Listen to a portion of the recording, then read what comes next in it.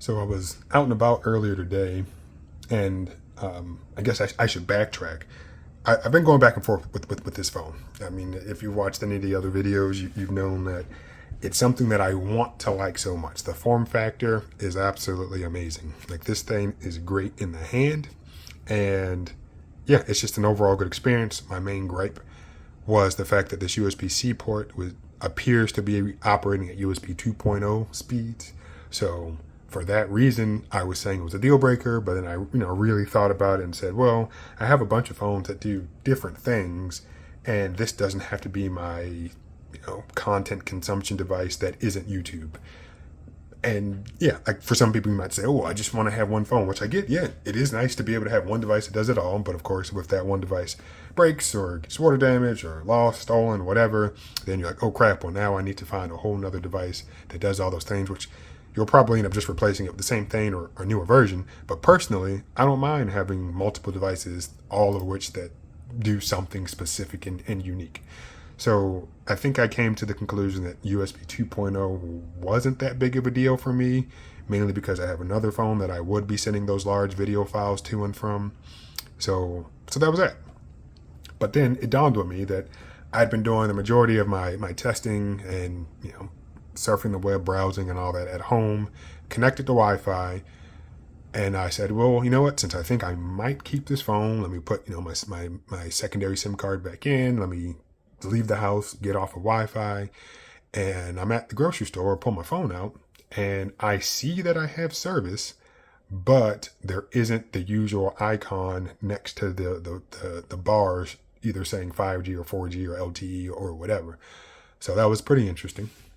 And I said, well, you know what? Let me try to reset the network statistics to see exactly what happens. But yeah, like the 4G would pop up, then it would disappear. Pop up, then disappear. So I remembered that when I put the SIM card in the phone, it said, hey, it sent me a little text message saying, hey, the settings, we've noticed that the settings for your device are not correct. We will send the correct settings. Okay. So what I'm going to do, and hopefully I can get all this on camera, I'm going to put my SIM card back in. I factory reset the phone, and I'm going to put my SIM card back in here. All right, let me unlock it. I don't have any data on here, right? Correct. So let me plop that in. Okay. SIM card is in the phone, and let's hope that it sends me a text message. Okay. And we see up here, all right, it says 5G. And see, when I got back home, it was fine. Okay, and that's what I wanted to pop up. Cool. So we tap messages. Okay, regular Google settings here. Okay. All right. So it says, we see your phone does not have correct settings to access the internet or send MMS. Settings will be sent to your handset. Now, of course, you're reading this and you're hearing me and you're probably like, oh yeah, that's how it should be. And there should be no issues. But, and I scroll down just to look at other notifications that have come through. But I would get this exact same message when I put a new SIM card in my Sony. And after I received the message, it would start to send me stuff from T-Mobile. It would say, okay, you need to configure this. I mean, it was all me just tapping the screen. It wasn't like actual work, but it was clear and evident that the phone was receiving something from T-Mobile to make sure that it worked properly on the network. So the fact that I've gotten the text message lets me know that, hey, we see that you aren't getting all the right settings, but nothing else comes through. Now, I'm also happy to see that it's saying 5G up there. So hopefully that means it works. And again, I'm at home versus where I was, and maybe I'll drive back around town to see if anything goes down. Here we have the Sony Xperia 5 Mark III, and the reason that I wanted to utilize this machine or this phone is because with the Zenfone, as I showed you, you put the SIM card in, you get the little text message saying that the settings aren't correct, but then nothing happens after that. And yeah, you're just kind of like, well, did it do what it was supposed to do? I'm not really sure. But with the Xperia, you get that same text message, but then you get notifications saying, hey, configurations need to be changed, and we are going to make those changes for you right now. So first thing I like about this phone is the fact that you don't need a SIM card removal tool. All right, so SIM card is in the phone. Unlock it. Detects that something's inside. LTE, come on, let's get that message.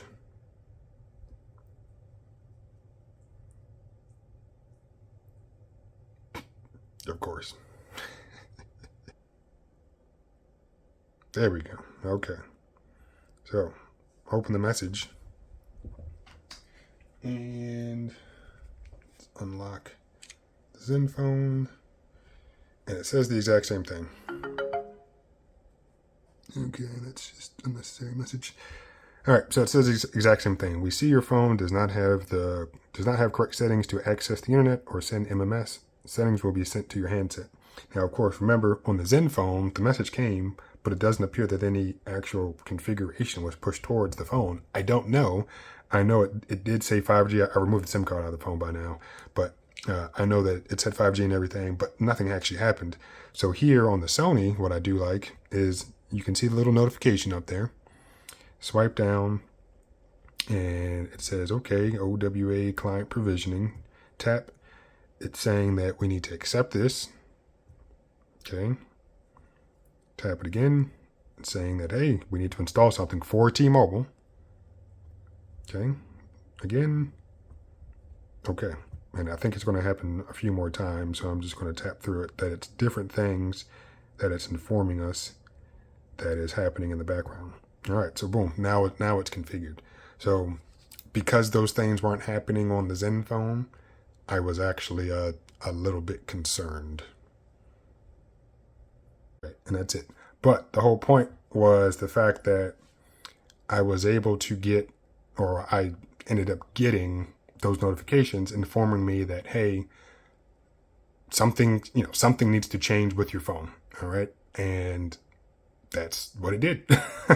So now I'm confident that this phone will work properly here at the house, somewhere else around the city, because it was evident that something was getting pushed to the phone. Is it possible that something is happening in the background with the Zenfone? I mean, yes, I guess it's possible, but I don't know. And again, I'll probably drive around town again to see how my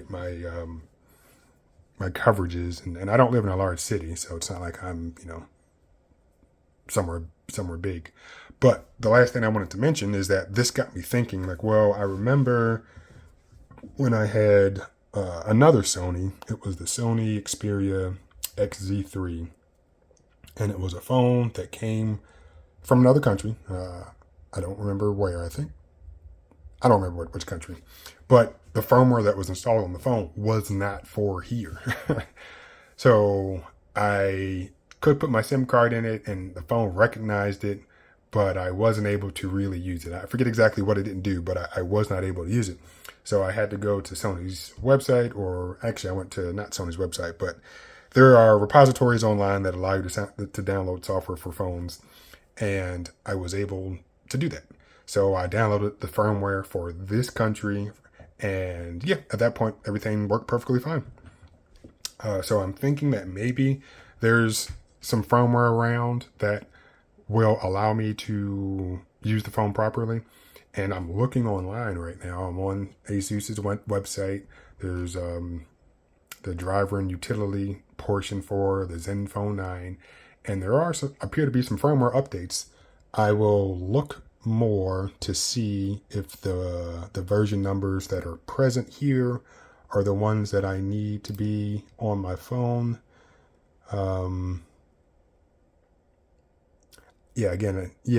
So it looks like some of these things. Oh, in fact, all right. So here it is. Here is where hopefully my video editing skills actually come into play. Not that I have many, but I can see right here. It's going to work. It's going to help me. It says optimize system performance, optimize system stability, update security patch. Ooh, that'll be nice because I think it's currently running June or July, so it's pretty old. Update some VoIP stuff, update audio wizard, update Asus smart volume function. But the last one, which is the one that I really care about, is enable US TMO, my Unify, voice over LTE, and my Digi, my Cellcom, voice over LTE, voice over Wi-Fi. So, you know what? I feel like I understand what most of that says, but what's most important is just the beginning. Enable US TMO. So I'm assuming that's T-Mobile in the United States. So I am going to download this file. There's also a smaller file that's probably just, oh no, that's just the unlock device app, which I might need that too, because when I was, no, that was for a different phone. I disregard, but I might need that too. I don't know. But yeah, the firmware looks like it's directly addressing the issue that I'm concerned about, where, yeah, it appears to be doing something explicitly or for T-Mobile, which I am a T-Mobile customer. So all that to say, if you've decided to venture out and get this phone, it looks like Asus has given us some tools to improve the user experience here in the United States. And yeah, I'm going to give it a try. Am I going to do it right now? I don't know. But I do need to actually do some video editing. So maybe I'll work on that. Which, you know, we're at 13 minutes right now. So if you made it this far, great. But I will say, and this is, you know, I will rag on Apple all day. No problem ragging on them. But what I have to undoubtedly give them credit to is I had an M1 Mac Mini, and I was using iMovie on that to make some of my earlier videos, and iMovie, for being free, did everything I needed it to do. And I got rid of that Mac Mini. And now I have an M1 MacBook Air, which does not have a fan, which some people might not understand. Like, you know, well, what does that mean? Well, yeah, the CPU gets hot. And when it gets hot, it thermal throttles. So then it slows down in terms of performance. But the purpose of the fan is to circulate cooler air and then, you know, remove the hot air. And it allows for performance to a sustainment of performance. So I did make one tiny little edit to one of my previous videos like a couple days ago. And yeah, I feel like I saw the difference in for that minor little thing that I did. And I know the video was kind of long, so I was just like, you know, it's still going to take some time. But I kind of wish I'd still had that thing. And like the Mac, I didn't buy the MacBook Air to do any type of editing on it. It was really just a companion computer to my iPhone. So yeah, I might end up getting another Mac. I might look at some of these AMD products. I have an AMD 5650U in my ThinkPad, but I don't know. We'll see what happens. But all that to say, I'm pretty excited that I remembered the issues I've had with firmware in the past. And oh yeah, if you go online, you can potentially find the solution to your problem. So yeah, right there, it explicitly name drops T-Mobile in this country. So I'm quite confident that this might work. I'm hoping that it's not already on the phone, but I will say that because the security update in what it looks like I'm going to download is for August, I know that this doesn't have the August security update on it. So therefore, yeah, this up here is going to be something different, something new. So anyway, I'm going to wrap this one up. Just wanted to let you know that the phone itself might be staying with me, but it looks like it might take some work. Anything else? I think the last thing I want to say, and I have a terrible habit of doing this, is the Sony I was referring to wasn't this one. It was, again, the older one, XE3 Compact. But it got me thinking that, well, all those notifications that you saw, they were for T-Mobile, obviously. But I wonder, had I gotten that XE3 Compact before it was released in this country, would I have gotten those same push notifications? I don't know. So part of me is thinking that, well, T-Mobile, apparently, and maybe some other companies are in the process of realizing this phone is going to be released in this country. People are going to use it. Some people. So let's be proactive about doing whatever. But since it's not released, getting a push notification on this device might not be something that it's supposed to do. So I am going to play around with it, do what I can, and then, probably test it again to see if I get improved performance other places in the city. All right. To that note, I think it's time for me to go. You enjoy your day.